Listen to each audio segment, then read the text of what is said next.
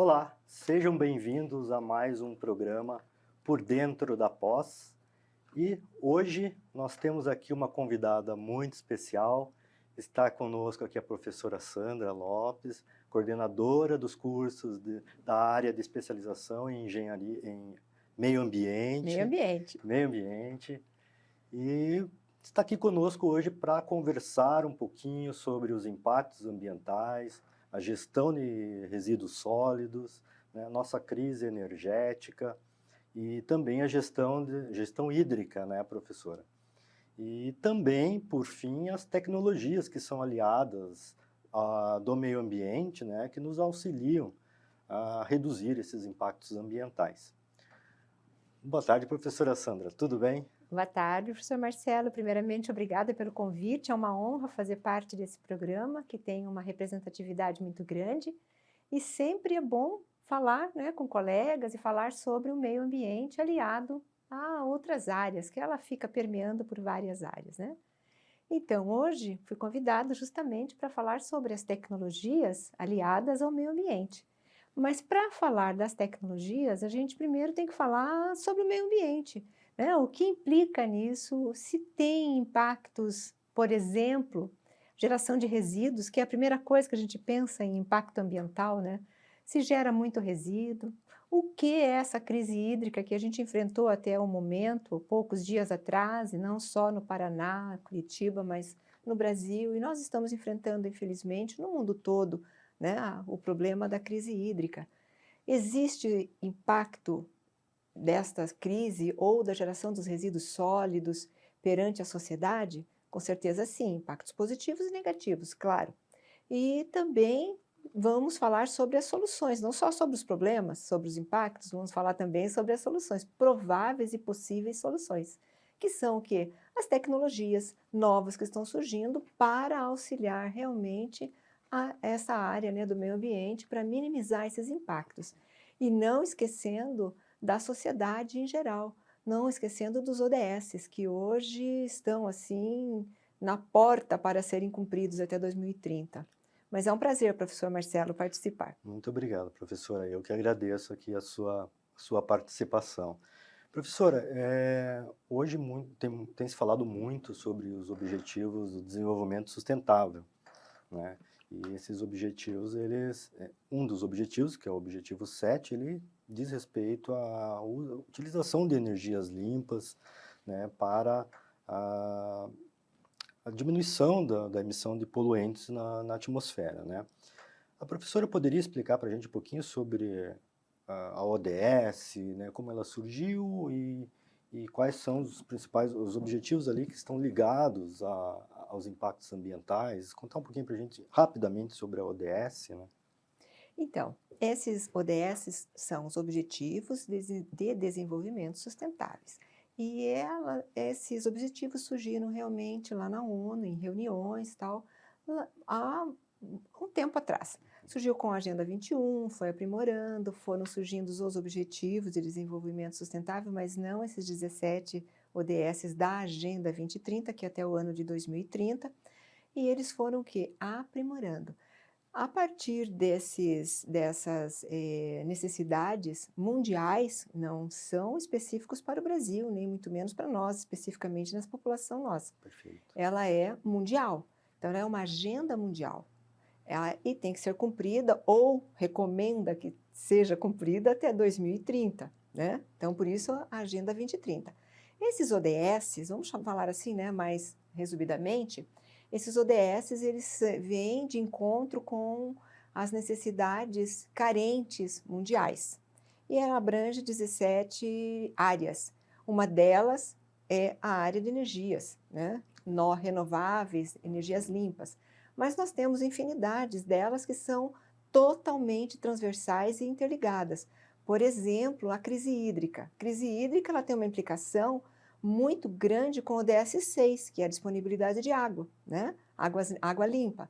E ela tem também, lá mais para frente, vai falar sobre a qualidade dos oceanos, das águas nos oceanos, vai falar sobre a educação ambiental, vai falar sobre... são ODSs que eles ficam todos interligados. Então, não tem como falar de um que não tenha correlação com o outro. Quando eu falo em poluição, que eu falo em geração de energia ainda não considerada limpa, né, advinda de petróleo ou então carvão, né, ela tem uma implicação muito grande em gases de efeito Emissão de gases de estufa. efeito estufa. E isso vai implicar num dos ODS, né? Vai falar sobre a qualidade da vida, a qualidade da água do oceano, a qualidade da água disponibilizada, saneamento. Vejam que novas tecnologias que serão implementadas para auxiliar esses impactos e minimizar esses problemas que não, como eu digo, não é nosso do Brasil, é mundial. Há países que têm uma maior responsabilidade ambiental, né? E então assumiram essa agenda com muito mais firmeza, com muito mais, não digo com mais responsabilidade, mas com um pouco mais de... Na verdade, seria mesmo, né, professor, uma responsabilidade perante a sociedade, Uma né? responsabilidade maior, É né? maior. Diante dos problemas que a gente tem, dos impactos ambientais, né? Por conta do uso Exato. E o que leva eles a terem essa responsabilidade, vamos dizer, um pouco mais intensa com a sociedade, é justamente a situação socioeconômica de cada país. Exatamente. Né? Professora, no caso da crise hídrica, a professora poderia falar superficialmente, rapidamente para a gente do que se trata esse tipo de disciplina, digamos assim, né? De tópico, né? Então, a crise hídrica ela também é mundial, mas a gente pensa e acentua mais e filtra mais para o caso do Brasil, né? O Brasil é um país que tem uma imensidão de água disponível, né? Tanto potável e tal. E tem uma costa litorânea imensa. É um continente, né? E como que a gente pode falar em crise hídrica sabendo que nós temos a Amazônia? Veja que isso não é um contrassenso. É verdade. Né? Mas a crise hídrica ela não é somente a falta de água momentânea. Ela envolve vários fatores. Por exemplo, a captação. Eu tenho muita água no norte do Brasil, na Amazônia, disponível, água de excelente qualidade. Mas será que é viável trazer até outras regiões? Provavelmente não. Vai encarecer, porque isso é uma logística. Exato. Então vai encarecer. Então nós temos muita água, mas a crise hídrica está aí. Ela está porque, não é porque a Amazônia não está no Brasil todo, é porque ela surgiu por falta de água e a falta de chuva. A falta de chuva justamente porque nós estamos vivendo uma mudança climática, né? Inclusive, o Paraná atravessou um dos maiores períodos de estiagem da sua história. Exatamente. Não só a região sul-sudeste, como a centro-oeste. Centro-oeste também. As mais acentuadas foram na região centro-oeste e região sudeste. A região sudeste porque tem a maior índice de populacional e um parque industrial muito grande, e a centro-oeste entra como nisso? Entra pelo agro, pela produção agrícola. Perfeito. E agropastoril. Então, são pontos que utiliza-se muita água, explora muita água. Então, a transformação, vamos supor, no centro-oeste, de plantio para o consumo de alimento e tal, grande parte desse solo, dessa área, foi trazida para a plantação em grande escala, para exportação. E isso exige maior irrigação, muitas vezes não é feita aquela rotação do solo que é necessário, né? E a necessidade de mais intensidade de uso de água. E acabam desviando os rios, isso tem uma interferência. A gente poderia fazer um programa só sobre crise hídrica, né? Mas como a gente tem que falar rapidamente, veja como isso tem uma implicação. E isso vai ter aquela ligação no ODS, onde a gente fala sobre a qualidade da água, fala o saneamento, aonde tem essa produção, grande população como o Sudeste, né, não só São Paulo, mas toda a região Sudeste, ela tem também deficiência de saneamento. E o saneamento está ligado intrinsecamente com a crise hídrica. Interessante, professora.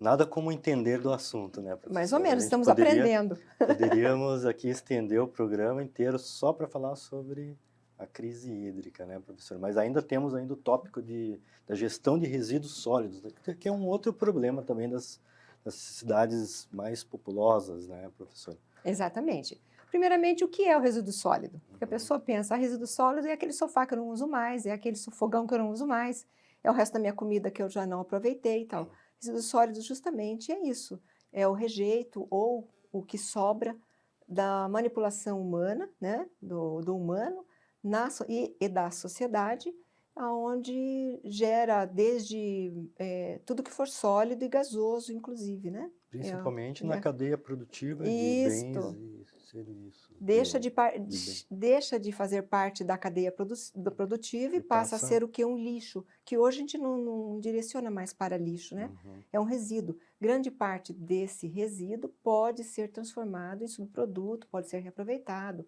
reciclado, feito logística reversa. Existem várias outras maneiras de se reaproveitar, né? Mas o resíduo sólido, então, é tudo aquilo que não é mais aproveitado pela sociedade, mas que foi manipulado pelo homem, Entendi. né? Em vários segmentos, industriais, domésticos, em Alimentício. várias outras áreas, né? Sim. Então, o resíduo sólido ele tem um grande compromisso com a sociedade. E quando a gente fala em novas tecnologias, nós vamos chegar lá na frente, vai falar sobre a tecnologia necessária para o gerenciamento desse resíduo sólido, né? Com certeza. Existe lei? Existe. Uma lei nova. Nós estamos em 2022 e a lei é de 2010. Então, ela é muito recente.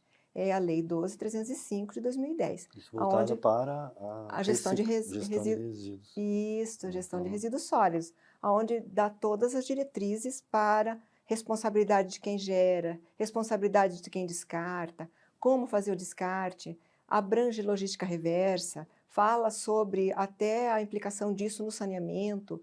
É muito vasta, muito vasta. Como é que isso é fiscalizado hoje? Como é que essas diretrizes são acompanhadas de perto junto às empresas? Existe uma equipe de auditoria governamental? Como é que Então, não existe uma punição e não, ela é uma lei, tem que uma ser lei? cumprida, mas não existe uma punição direta e objetiva da gestão pública. Entendi. Então, a responsabilidade, ela cai naquela parte da lei que fala responsabilidade compartilhada da gestão de resíduos sólidos, né? E isso entra a gestão de resíduos sólidos de saúde, industrial, doméstico, várias outras áreas, né? Marítimos e tal. Então, tudo que for resíduo sólido, onde for gerado, tem que ser gerenciado em cima das diretrizes dessa lei. E se não tem uma fiscalização, ela é cumprida, aí vem a dúvida muito grande e cruel, Como é né? que A gente isso que é da área do é, meio ambiente tem fé que que seja isso é, cumprida e seja monitorada. é, Mas a responsabilidade como você pergunta, professor, a responsabilidade das empresas é muito grande. Por quê? Porque toda empresa hoje também vive do que ela está sendo espelhada no mercado. E exatamente. a E o imagem dela próprio consumidor é o fiscal, é o né? Porque fiscal. hoje as pessoas procuram as empresas que têm como eu posso dizer, esse cartão de visita, né? Essa qualificação ambiental, digamos assim. Exato. É um qualificador, né, da empresa, do produto, né? Ele ainda está começando a regar nessa vibe de Uhum. sustentabilidade, Sim. mas grande parte dos consumidores procuram se a empresa tem aquela responsabilidade social, se ela tem responsabilidade ambiental, que é diferente, né? Você ser responsável social Uhum. pode não ser responsável ambiental, né? Você tem a ajuda de determinadas organizações, ONGs ou então empreendimentos, tal, é uma responsabilidade social. A responsabilidade ambiental é você não poluir aonde você está incluído, seu entorno e mais do que tudo, não poluir a própria empresa e dar uma qualidade de saúde ocupacional, né? E também todo interno e para todo o entorno. Então, quando a gente fala em responsabilidade ambiental, isso tem um reflexo no mercado. Tanto é que hoje existem empresas que ganham muito dinheiro em bolsas de valores, que já estão em bolsa de valores, justamente por quê? Porque tem essa responsabilidade socioambiental, que é o ESG, que é o tripé, né? Uhum. A parte de meio ambiente, sociedade e governança. E isso tem um reflexo, tem um Então, hoje em peso dia, na marca dessa empresa. não basta apenas ter a qualidade do produto, um preço baixo, né? Então, nós temos mais um qualificador que é a responsabilidade socioambiental da empresa também, né? Então, o Exatamente. próprio cliente, ele está buscando, né, os produtos que possuem, se responsabilizam, né, que apresentam essa preocupação com o meio E ambiente. como a gente pode saber que essa empresa tem essa responsabilidade? Por exemplo, tendo um selo verde, tendo, por exemplo, madeireira que tenha certificação Um dessa sistema de madeira. gestão ambiental ISO 14000, ISO por exemplo. 14000, auditorias ambientais, selos de Uhum. certificação, essa responsabilidade, né, com o entorno, onde o entorno é considerado em volta onde essa empresa está implementada, né? Então, tudo a Sim. gente diz entorno. E isso envolve Aí, até todos os processos na cadeia produtiva da empresa, né? O controle, né, da emissão dos dos gases gases, em do todas as etapas da efluente. cadeia produtiva, né? Fornecedores e tudo mais. Olha um exemplo bem típico, por exemplo, é uma empresa produtora de papel e celulose, por exemplo. Legal. Ela pode ter pode ter um positivo a sua imagem no mercado, como não tão positivo. Por exemplo, essa empresa que faz branqueamento, que faz papel e celulose, ela tem vários processos, né? Entre eles, o de branqueamento, aonde ela gera primeiro, ela usa muito recurso natural que é a água. E ela gera, então, o quê? Efluentes. E esses Uhum. efluentes são bastante pesados, com cloro, com Sim. toda essa parte química que a gente não vai entrar em detalhe agora, né? Nos produtos químicos que utilizam para a produção do papel e o clareamento dele.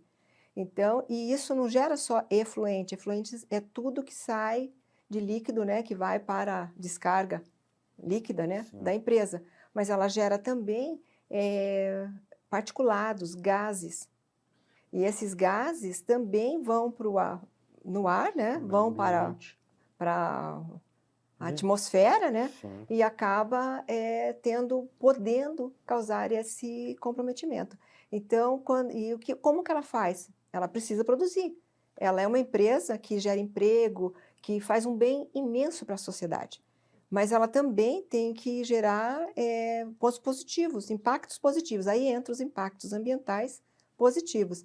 Quando ela coloca filtro nessa caldeira para não Aí entra a gerar esses. tecnologia E isso end já of entra em pipe. tecnologia limpas. Tecnologias limpas aliado ao meio A ambiente. tecnologia end of pipe, né, que o pessoal chama, que Isto, é, traduzindo, filtro, né, na chaminé, né, no exato, final da chaminé. Então, seria uma forma de se filtrar, né, esses poluentes que são gerados exatamente. pela empresa. São tecnologias que ajudam nesse processo, né. Inclusive, na caldeira, no chaminé, ela pode usar, dependendo do que ela está gerando de poluentes, né, de gases, Uhum. pode usar filtro, pode usar lavar esses gases, como pode também fazer um tratamento prévio com osmose, né, reversa. E também os efluentes, a gente tem preocupação quanto a isso, né? Foi Sim, um exemplo que eu dei desse da papel, fábrica de papel e celulose, uma indústria de papel e celulose. Mas o efluente também, ele deve ser, por lei, ele deve ser tratado antes de ser emitido em corpos hídricos ou feito a descarga, tá? Mas existem as leis para isso. A gente vai falar mais em outro programa, né, com professor? Porque certeza, nesse, com porque certeza, já não vai dar tempo. agora está na hora já da gente começar a falar das tecnologias, né, professor? E aí Exato, já vai levar mais uma outra parte inteira do programa. com Então certeza. vamos começar falando um pouquinho sobre tecnologias que são aliadas ao meio ambiente, né, professor? E quais são as tecnologias que nós podemos dizer que são as mais conhecidas no nosso dia a dia, que nós podemos citar? Pois é, as tecnologias limpas, o que são tecnologias limpas, né? Uhum. Não são aquelas que você tira o pó todos os dias, é evidente, né? Sim. E tira a sujeira dela todos Não. os dias. As tecnologias limpas são justamente tecnologias utilizadas tanto na parte de produção quanto na parte gerencial. Elas agregam processo de trabalho e processo de produção que não acarretem impacto ambiental. Então, são consideradas tecnologias limpas. Quais são essas tecnologias limpas? Por exemplo, numa linha de produção. numa linha de produção que esteja com a esteira adequada, que não emita, a gente parece bobagem, mas que não emita ruídos tão altos Sim. a ponto de causar dano ao O colaborador, ao trabalhador. trabalhador. Uhum. Isso, se ela tem uma linha de produção limpa, fechada, né, ela acaba auxiliando, então Inclusive até na segurança do trabalho. na né? segurança do trabalho, Uhum. exatamente. Então gera menos impacto. Sim. E tecnologias limpas também, consideradas, podia dizer As tecnologias limpas elas são abrangentes em várias categorias, né, professora? isso, Ela é planejamento estratégico sustentável, né, nas sistema de auditorias, auditorias, sistema no de gestão, SGA, Sistema de Gestão Ambiental. ISO 14000, né? Toda a família da ISO 14000 ela pode ser implementada para a implementação de uma tecnologia limpa, né? Sim, educação e comunicação também ambiental, Uhum, né? exato. E principalmente também na logística, né? Logística de Principalmente na logística, né? porque a tecnologia ela pode agregar, né, essa Uhum. tecnologia. Uma empresa que não tinha até então um bom transporte ou uma dispensação de, vamos voltar ao resíduo sólido, né, Aham. que todas as indústrias, todas as empresas geram, né? De repente não tinha um consórcio, não tinha uma logística adequada, um transporte adequado, e Sim. isso faz com que ela vá atrás de uma logística adequada e, aproveitando, já traz a tecnologia mais E adequada, isso mais já está limpa. dentro do chamado P mais L, lá da produção mais limpa. Mais limpa, Né? Se a exatamente. professora quiser comentar um pouquinho sobre a produção mais limpa, né? Então, a produção mais limpa, ela é justamente Essa utilizar gestão, né? essa gestão compartilhada, vamos dizer assim, sistêmica, né? Aonde ele pensa desde a compra da matéria-prima, na produção, Perfeito. ou a venda, a entrega, que é a logística, né? A distribuição e tudo mais. Então, ela se preocupa ela já está implementada, normalmente já está implementada na empresa no planejamento estratégico. Sim. Aí na linha de produção, toda ela. Na compra desse material, né? Também já tem que estar de conhecimento os acionistas, o diretor da empresa ou o próprio proprietário da empresa, tal. Uma tecnologia limpa, por exemplo, num curtume, né? O curtume, ele é muito comum a utilização de água, de recursos naturais, como a água, né? E ele gera, na verdade, muitos contaminantes e bastante pesados para o meio ambiente, agride muito o meio ambiente.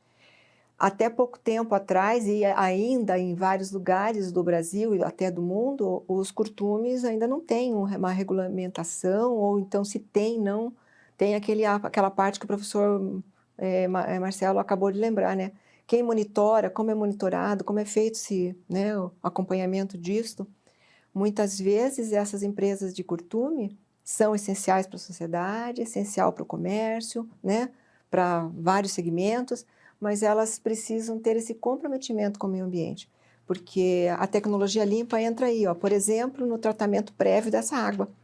Uma lagoa de estabilização, uma membrana para fazer a filtração do mercúrio, do cloro ou dos produtos químicos que não vem ao caso agora, que são variáveis, né, variados, que são gerados para o curtume, né, para deixar o couro apto a ser vendido para as empresas de calçados, roupa, aí a variedade é imensa, né?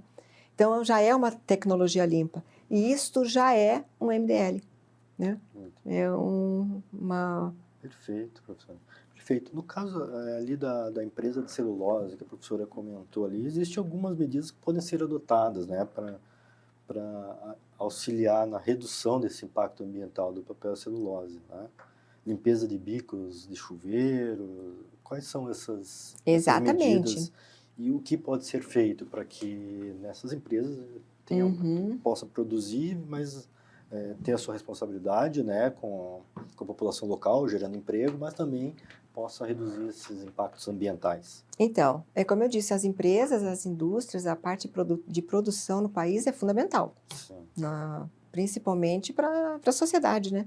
Não só para a balança de exportação, importação, mas para a sociedade em si. Geração de emprego, sustentação de famílias, né?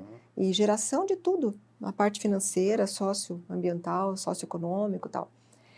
Para essa empresa de papel e celulose, é importante que, para que tenha, não tenha tanto impacto ambiental, né? Não gere tanto impacto ambiental, é importante que seja feita a revisão, né? das máquinas, tem aquecimento das máquinas para fazer essa produção da celulose, e aí entra uma tecnologia limpa que é o reuso da água, né? Então, como ela gera muito efluente, é usado muita água, as empresas grandes do Brasil já utilizam o reuso dessa água. Então, eles fazem a limpeza dessa água, retiram todas as partículas pesadas e duras, que a gente diz que é uma água dura, uma água contaminada, né, com bastante poluente. Então, ela faz essa limpeza e ela volta para o resfriamento dessas máquinas, que até pouco tempo atrás ela era feita com água tratada. Veja que absurdo, né? Mas as coisas vão evoluindo e hoje ela já utiliza... Os processos vão se aprimorando. Né? Vão se aprimorando e vão melhorando, inclusive, a parte ambiental, né? Porque essa água ela pode ser reutilizada várias vezes. O fluxo de emissão desse efluente é diário, o fluxo de reuso ou de tratamento dessa também é diário, e o resfriamento das máquinas precisa ser diário. Então, você veja que é um looping, né? Gera efluente, faz a limpeza, o tratamento desse efluente, a água retorna em condições não potáveis, mas em condições de ser utilizada para outros fins. E as empresas, elas são imensas, as empresas de papel e celulose, né? Então, eles têm jardins, eles têm espaços públicos, eles têm resfriamento dessa máquina, limpeza dos caminhões, lavagem desses caminhões, lavagem da entrada, né? Toda a parte de utilização de sanitários para os funcionários, né? E é imenso. E para tudo isso é utilizado o reuso dessa água. Então, isso é uma tecnologia limpa. Sim. Isso já é um uso de tecnologia, a utilização de tecnologia limpa. Perfeito, professor. E essa tecnologia também, a tecnologia limpa, nós já discutimos em outros programas aqui na TV Profissão, ela também é muito utilizada para a geração de energia elétrica, né, professora? Então, a gente estava falando da crise hídrica e tudo, aqui é importante lembrar que o Brasil tem mais de 50% da sua matriz elétrica proveniente de hidroelétricas, Exato. Né? E, inclusive temos até algumas construídas fora das nossas fronteiras também, né, em plena crise energética. Mas assim, hoje nós vivemos uma dependência muito grande das hidroelétricas, né, no país. Mas nós temos outras tecnologias que podem ser utilizadas e ainda são muito pouco utilizadas. Por exemplo, a energia solar, apenas 2% do nosso potencial energético. Veja que é pouco, né, professor Marcelo? Porque Exatamente. 2%, e nós somos um país tropical. Exatamente, com abundância de incidência de sol. Exatamente. Né? Mas acho que agora vai emplacar, viu? A gente percebe que já está vindo assim com mais intensidade, já está barateando. Porque nós tínhamos uns determinados entraves, né, para essa energia solar. Acho que a tecnologia de energia solar já barateou bastante, né, do que ainda é um processo caro, né, de implantação. A mão de obra é muito escassa nessa área, né, mas a gente tem visto com o crescimento exponencial que a gente vem vivenciando nessa tecnologia e da necessidade de utilização de energia solar para que ela chegue, né, em locais mais distantes também, para que a gente possa gerar energia em locais mais distantes, tem feito com que esse processo tenha acelerado e barateado os custos. Então, hoje a energia solar a energia proveniente, a geração de energia elétrica proveniente da energia solar é a que tem maior potencial, né, atualmente. Depois a energia eólica. Mas nós temos um problema aí, né, professora, que a gente andou conversando já em outros programas, que é o que nós vamos fazer com esses resíduos daqui a 50 anos, né? São placas solares, com aerogeradores para energia eólica, né? E isso tudo tem uma vida útil, né? Isso é preocupante, viu, para a área ambiental, porque veja um impasse. No mesmo momento que nós temos necessidade de utilizar e de buscar alternativas, energias limpas, por exemplo, a solar, como foi falado agora, e a eólica, nós temos uma preocupação muito grande sobre os resíduos que são gerados com isso. Essas placas imensas, pensa numa casa de médio porte, né? Quantas placas em média serão utilizadas? Exatamente. 6, 8? Por aí. Ela tem um tempo de vida útil. É claro que o tempo de vida útil, ela tem a média que o fabricante te determina. Sim. Mas nem sempre ela chega. A gente sabe que ela não chega, né? 20 anos, 25 anos. Parece que é bastante tempo, mas não é.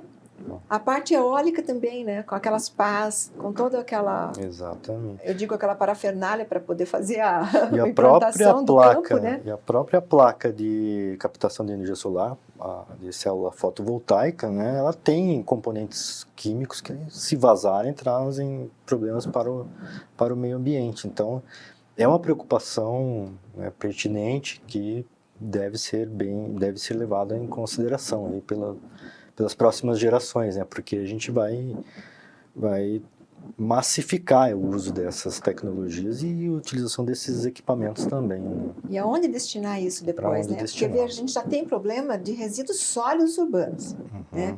Que já está no mar com ilhas de resíduos, de lixo, não é nem resíduo, é lixo mesmo. Plástico, uma imensidão, né? Nos rios, então, a gente tem problema de enchente, inundação, grande parte das vezes, porque os rios estão com entulhos que não deveriam estar lá. Exatamente. Deveriam estar numa destinação, mas um aterro ainda é o menos ruim. Quando a gente fala em aterro, não é o ideal, mas ainda é o menos ruim, né? Sim. Porque, veja só, voltando só rapidamente na parte de resíduos sólidos, você veja, na época da pandemia, foram gerados mais de 76 milhões de toneladas de lixo em 2020. Vejam só que isso. Isso, se dividir pela população da época que foi feita a pesquisa, daria 1,7 kg por habitante. Em algum lugar isso foi depositado, tá?